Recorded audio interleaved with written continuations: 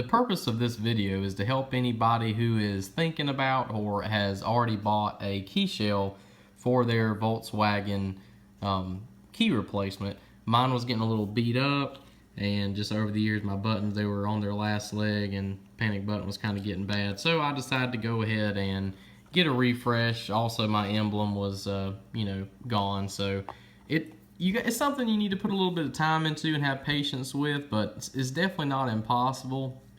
It's just something that takes a little finagling, you could say.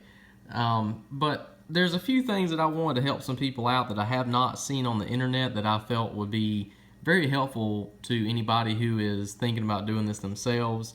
And the main thing is, a lot of people say when you get an aftermarket key that your switchblade key, your spring, will not be free. It will not open freely, and that actually is the case if you do not take out your old take this piece right here and swap out your actual key, because there's a roll pin right here, and that is what you're going to want to take out. You're going to want to take your old key out of your original piece and put your original key into the new slot, and that way you'll have absolutely no problems. It is a little bit of a pain to it's not hard getting it out. What's hard is like I said, since they don't match up perfectly, your original key actually will be a little bit tight going into this, and you will have to file it down ever so slightly. It's not a big deal. Just get some light sandpaper and a couple minutes, and it just kind of got a little like a jewelry hammer, and tapped it right on in, no problem at all. Another thing is the RFID peel that's inside of your key.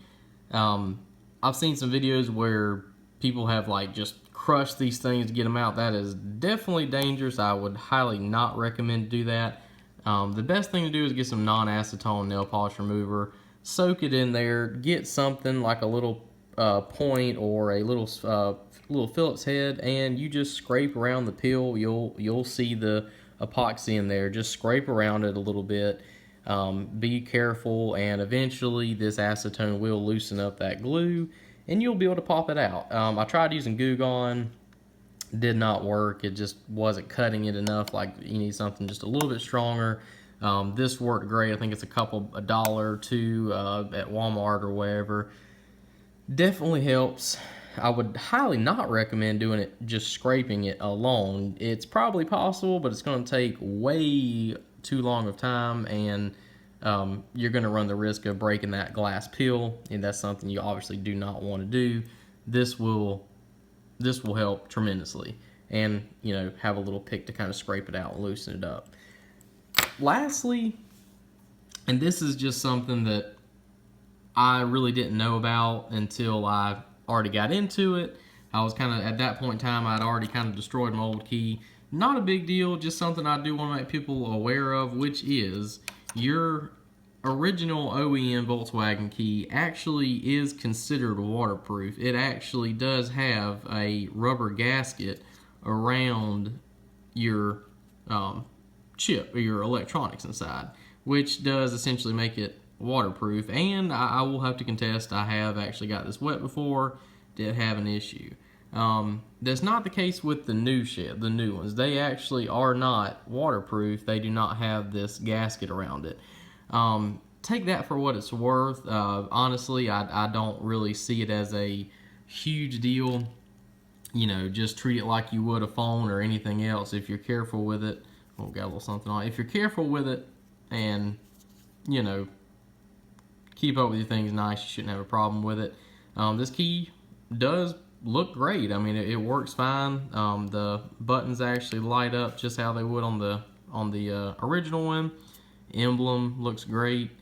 I think it's, for the money, I think it's definitely worth it. It's something you're gonna have to put a little bit of time in. It took me about an hour or so to get this done, and it's definitely something you want to take your time with, because if you do screw this up, you're looking at a pretty decent little bit of chunk of change to get this fixed. or have to buy a whole new one or to chip or whatever happens. But for the money, I think it turned out great.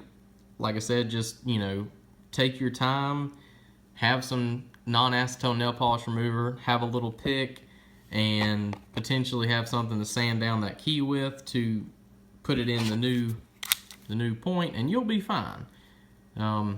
Overall, I think it was worth the time, and key looks brand spanking new. But like I said, I just want to make this video. There really wasn't anything out there that there was a few videos that kind of halfway showed this or that, and I'm sorry, I could have kind of done it all with y'all, but I didn't really think about it. I just thought about it afterwards. But hopefully this helps some people, and maybe you will, if you're on the fence about doing it, or if you're already have a key and you need a little bit of extra help, hope this can help somebody out. And thank y'all for watching.